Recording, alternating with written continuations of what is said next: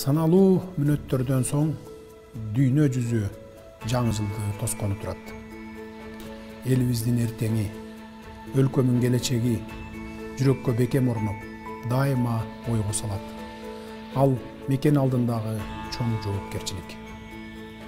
Быйыл өлкөбүздүн эгемендүүлүгүнүн көз карандысыздыгынын 30 жылдыгын белгиледик.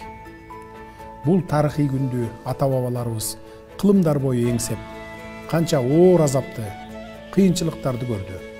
Тагдырдын тайгак жолунда чабылды, чачылбады, бүлүндү, бөлүнбөдү. Бир муштумга, бир карууга биригип, узун тарыхтын учугун улап келди. Эркиндик ар бир кыргыз баласынын көкүрөгүндө эң ыйык түшүнүк. Ал элимдин көкүрөгүндө арзуу, үмүт, тилек, кыял бойдон жашап келди. Эркиндикке карай кеткен тарых жолуна канча өмүрлөр арналды, канча өмүрлөр кыйылды.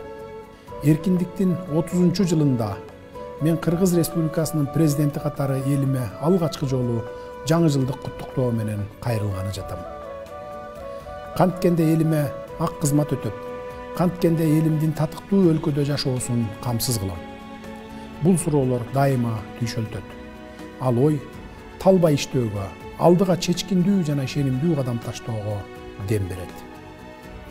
Мекенди көздүн карегиндей сактап, урпактарга эзелтен келген ыйык аманат катары калтыруу керекпиз. Мекендин ар бир жараны бакубат, жыргал турмушта жашоого татыктуу. Бул менин президент, адам катары ыйык парзым, ыйык миссиям. Ага каруумду казык кылып, өлкө кызыкчылыгын баарынан жогору коюп, мекениме ак кызмат кылууга белсенип келем.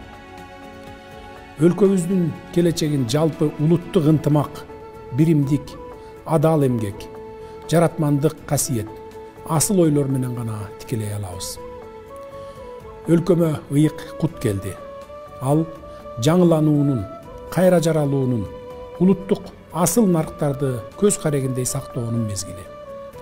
Өлкөмдүн келечеги баарынан мурда элимдин, жеримдин келечеги. Алдыда кыйын, бирок сыймыктуу иш турат. Ал Кыргызстанды өнүккөн өлкөгө айлантуу.